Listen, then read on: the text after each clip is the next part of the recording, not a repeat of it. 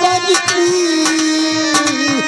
हम सबको रुलाएगी, फिर भी तेरी डोली को, हाँ फिर भी तेरी डोली को ताना तो लगाना।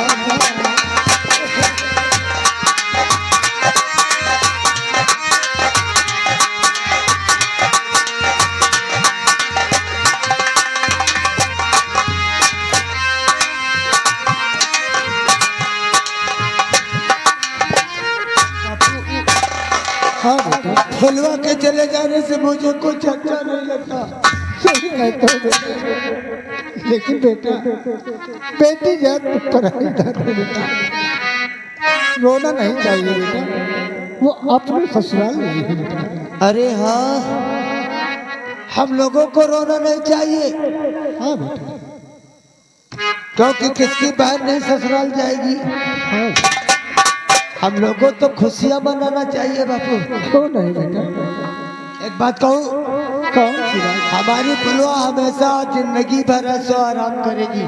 हाँ बेटा, लेकिन एक बात कहूँ बापू। कौन सी बात? तो बाबुल का घर छोड़ के अब बेटी पिया के घर चली, ये कैसी है मिलाने घर विदाई है, ये कैसी दरिया है मिलाने घर विदाई।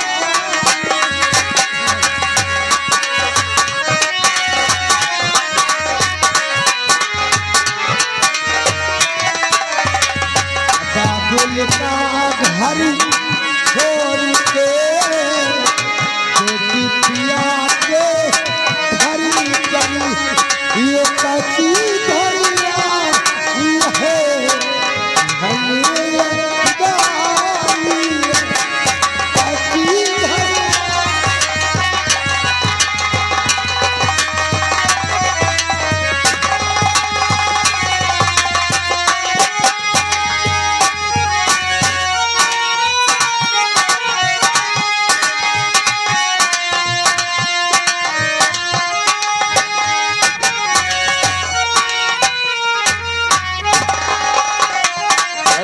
हाल मर्दान कुर्सी लगा, अरे सो रहा था क्या?